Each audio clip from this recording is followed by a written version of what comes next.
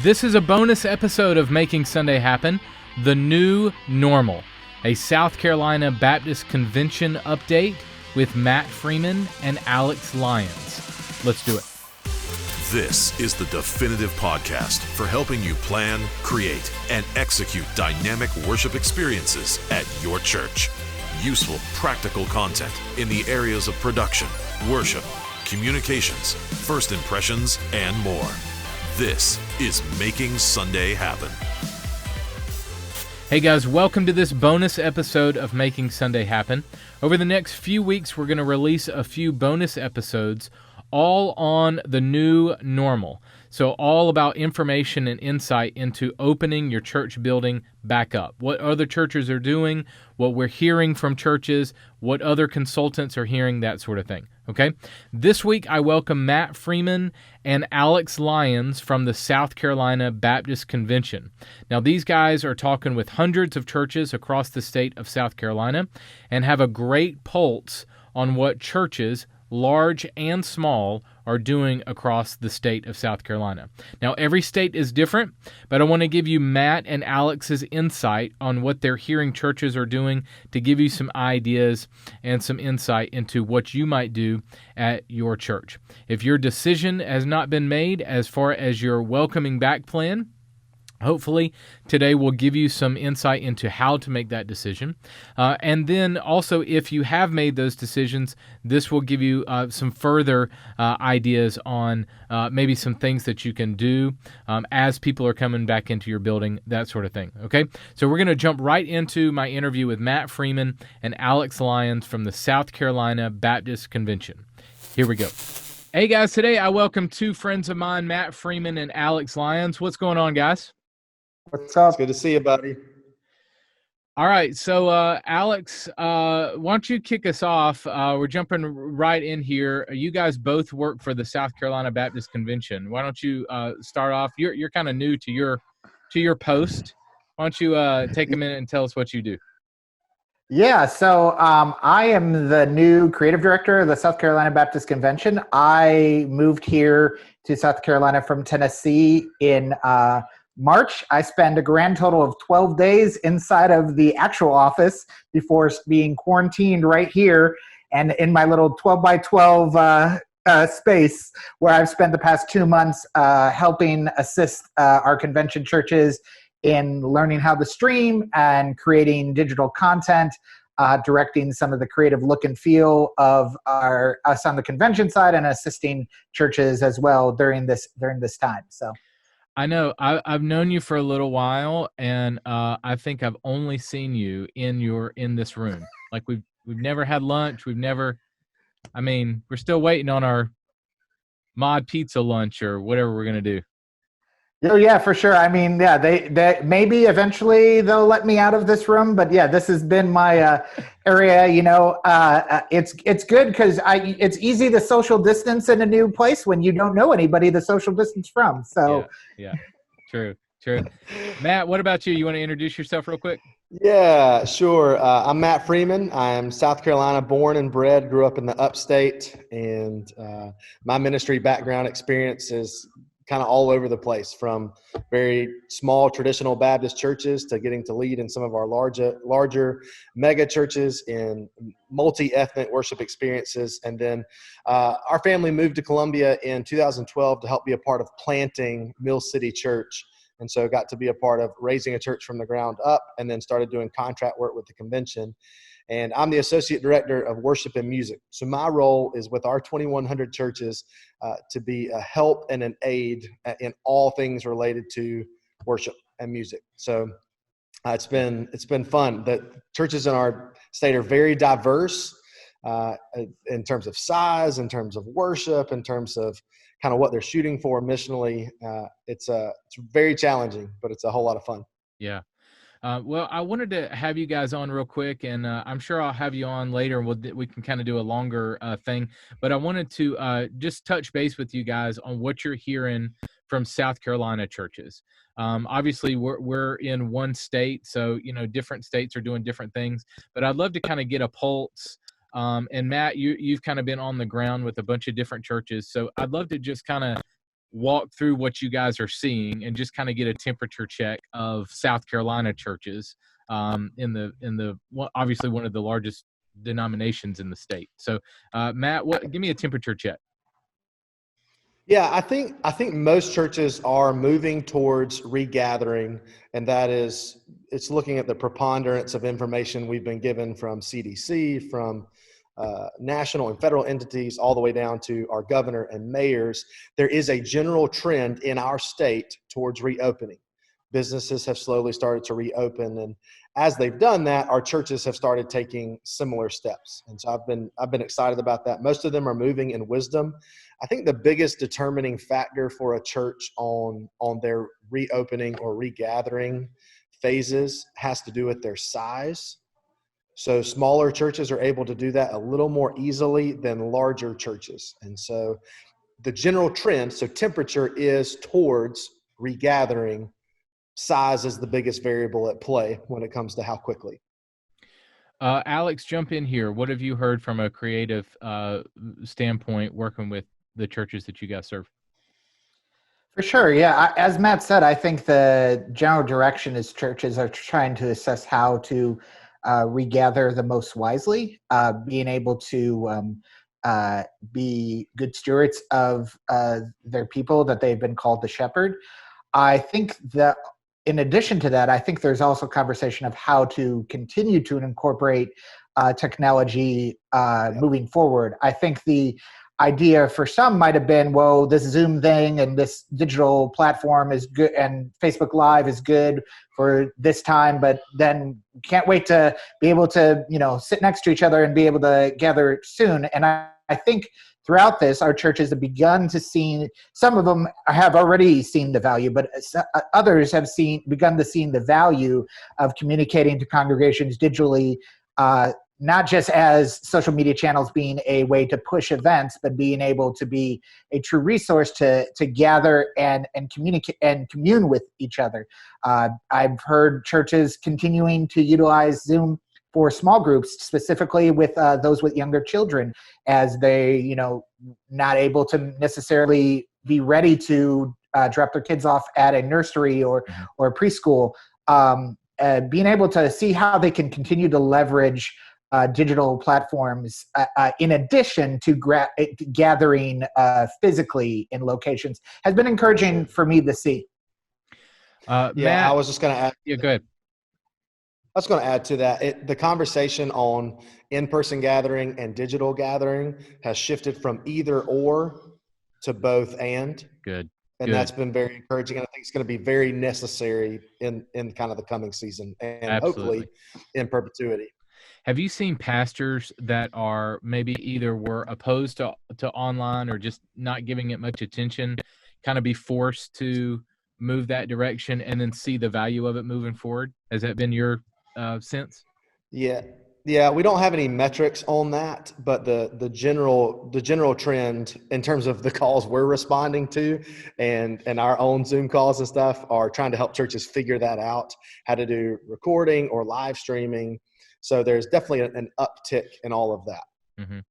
Yeah, I think the transition has been from, at the start, we had churches broadcasting their Facebook Lives upside down and, to now being asked what camera and what interfaces should I have. I want to have my camera in the balcony and I want to have this amount of throw and so asking questions to try to utilizing the resources that they've had in this time, be it iPhones and the like, and just utilizing their, signals from that to being able to to ask the questions of how can I do this better and what is, kind of the best practices moving forward. So we've also had churches in the beginning that, Matt can attest, we have churches that have never stopped meeting physically. We have churches that have met in parking lots via RF and outdoor services. And then we have had churches that have had hybrids and only meeting online.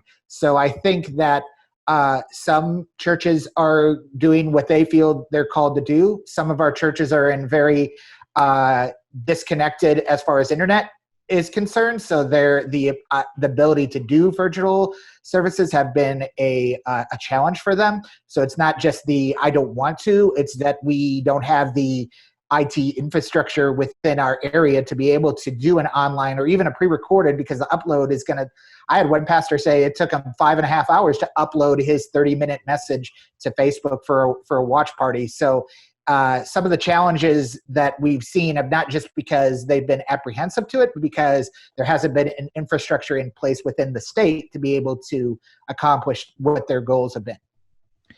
Matt, are you seeing people take a step in the direction of reopening? Meaning, is drive-up church an option? Is limited seating, maybe a ticketed RSVP kind of thing, multiple services throughout the day?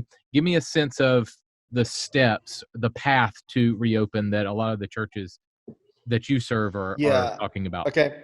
Yeah, and again, this is very size dependent. So I would just say from our smaller churches have tended to use their parking lots to do drive-up services, or just, loaded out a sound system and done it that way. A lot of our smaller churches have started to regather. A lot of that was kind of triggered with our Zoom call with the governor, which was great. They kind of felt the freedom, within their leadership to be able to make the call. Okay, our fellowship, again, autonomy in our churches gives them that freedom to take that step. Churches kind of in the middle range for the most part. So I would say churches at size 100 all the way up into the upper hundreds. So not quite mega church. Those churches are starting to take steps now. The general trend has been they're trying to get in-person small groups or Sunday school classes back going, whether that's at the facility or in homes. So allowing those families to reconnect and do Bible studies, to maybe even have watch parties on Sunday mornings to get back in that rhythm. And then it becomes a multiple service approach, or you reserve your spot, RSVP, something like that, starting in June, with no kids activities. So it is literally walk into the building for services, exit the building. And again, like I said, that's at earliest June for most of those churches. And then most of them are at least saying they would like to try to be open, with children's activities. And even if they're still in a multiple service or RSVP only kind of situation by the time school starts. I've heard a lot of churches just not wanting to touch children's and students with a 10-foot pole right now. Yep. Has that been you guys have experienced, like, no one wants to be the first to open up, children's ministry? Yeah, no. As a new guy moving here to a new state and not knowing necessarily anybody yet, I have a 3-month-old, and I will tell you, as a father, I'm not necessarily just personally looking forward to dropping my 3-month-old with a new church that I don't know any of the volunteers, what their habits are, regardless of how clean or whatever they can say they are, I'm not necessarily ready personally to do that. And so thus I would say that I'm not necessarily in the minority of young parents who may feel similar to that. And so shy of that, that's where, again, I think there's value in having digital groups where you're able to meet within a small group after the kids are in bed. So that way you can connect and do that and facilitate a small group that way. As far as kids, since we have not been fully plugged into a church here yet, we have participated in some preschool Zoom calls with some churches in Tennessee to be able to have the kids interact with their leaders and see their friends and do the motions of the music that they are familiar with.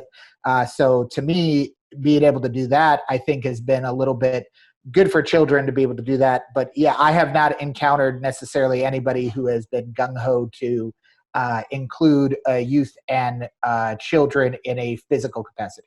Yeah. Matt, you were going to speak to that? Yeah, I was just going to say there are some churches that are going to, but they're going to obviously try to follow CDC guidelines and social distancing and sanitation, all that kind of stuff. It's going to be limited to smaller classes and stuff like that. Again, large majority of the churches aren't messing with it. Here's what I hear them doing. What Alex said, high quality online. So videos and interactive materials. I've heard a lot of churches say we want this time to be, this season to be a growth opportunity for parents in terms of discipling their children. So the materials they're putting out are aimed at that, not just saying, here's the box. It's here's how you can disciple your kids. For the churches that are starting to regather, I think some of those churches are trying to do a family style worship where the service is smaller, the sermon's shorter, maybe there's more kids elements, so that children who can handle it can actually be in the room with the adults and parents. And so that's one approach. And then just general trend, most churches aren't gonna pull the trigger until they see the schools reopen. So I think everyone's got in mind, okay, the summer is going to be multiple services with no children, no activities really outside of Sunday morning worship or some kind of small group Sunday schools in the facility, and everyone will try to ramp up towards the fall. So a couple more minutes with you guys. You mentioned an interview that you guys did with the governor. Tell me some things, Matt, that you guys learned from that conversation that might be beneficial for our state and other states. Well, just in general, the fact that the governor was willing to hop on a call with us was a big deal. He is a man of faith. He's a member of a Presbyterian church here in Columbia. And I think it was just very encouraging. We had hundreds of people on that call, hundreds of pastors and leaders, and he took a very pastoral approach. He was great. In terms of what he said to the state was that given the First Amendment, that they don't have the ability or the authority to have churches cease from meeting. They made recommendations, and their recommendation was, as churches can go online and have a non-in-person presence, that they ought to do that. And so majority of churches decided we're going to be good missionaries to our city, to our culture. We're going to love our neighbor well, and they did that. But he did clarify and say, we never said that. And he said, I think we're moving, and you can see the last couple of weeks, his words were accurate. We're moving towards reopening, and we think churches should be able to do that. So if churches want to gather this Sunday, they can. We're just asking them that they follow social distancing rules, practice proper hygiene. And he mentioned a handful of things, but a specific question was asked, should churches kind of operate on the guidelines that were put on big box stores and restaurants, so the 20 to 25% of capacity? And he said, yes, that is a very good guideline. From the governor's call and then all the way through national entities, that number is somewhere between the 20 to 50 range every time I hear it. I think churches just have to use wisdom on that and make good decisions for their folks. Yeah. Good. Yeah, it reminds me to the verse, that Paul says that everything is permissible, not out of everything is beneficial. So using wisdom, just because you can do something, using wisdom, and our role within the convention is to help people navigate towards what is the wisest thing to do. Last question for you guys. Alex, you might be able to tackle this. What are South Carolina churches continuing to struggle with? What is something, are they, obviously by now, I think if they needed to be online, they figured out how to be online. But what is the next step, or what are pastors and leaders continuing to struggle with that you're seeing? I think the next season is, now that we've done it with what we have had, is how can we take it up a step? I've been asked by several people, what is the best practices for everything from how much should we pay a full-time or part-time tech person, to how should we, what equipment should we have given our facility? And so to me, what our goal, Matt and I's goal over the next few months, I think, is to help resource and equip and encourage during this next season of what to utilize and what gear to purchase and what's the best practices. And I think secondarily is our role has been to encourage these media and tech and worship people. We all know that, like, from the word go, we've been, majority of these guys and gals have been working double and triple time to get it out. And all of a sudden they got to Easter as the finish line, but we had another month in addition to that versus the downflow that comes after Easter.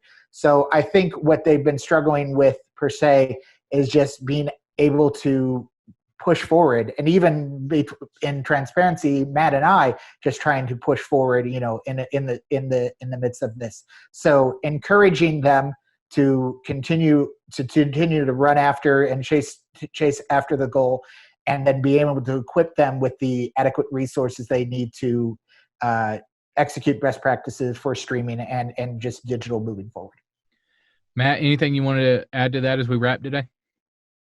Yeah, just, the pastoring through this next season is going to be difficult. So you're going to have people in your church that who are extraordinarily fearful still, not wanting to leave their home, not wanting to gather in groups or anything. And so the virtual digital platform is going to be very important for them, all the way over to the people who have really thought this whole thing has been overplayed in the media and has been politicized.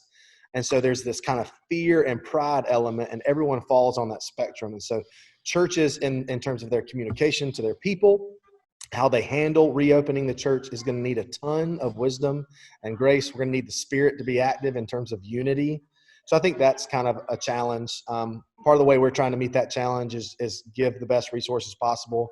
Yeah. So at scbaptist.org/regatheringchurch, all of our offices and teams are putting resources there. And then Alex and I host a Zoom call on Wednesdays at 2 p.m. to try to answer specific worship and tech questions. And that's kind of open to all the leaders in our state. So just trying to be available is what we're shooting for. Good. Awesome. Well, you guys are doing a great job. We're all of us are friends, and I get to see what you guys are doing throughout the state, and you guys are killing it. So way to serve the church, way to serve the kingdom. You're making an impact. So thanks so much for your time today, guys. Really appreciate it. Yeah. Thanks, Carl. Thanks, Carl. The show notes for this episode are available now at makingsundayhappen.com. Well, hey guys, as I leave you today, I want you to check out all of our resources for helping you craft your online worship experiences at 1230.media/church online.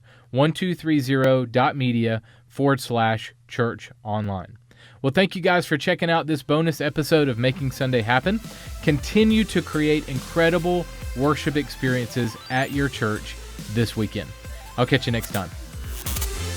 Making Sunday Happen is a production of the ministry of 1230 Media.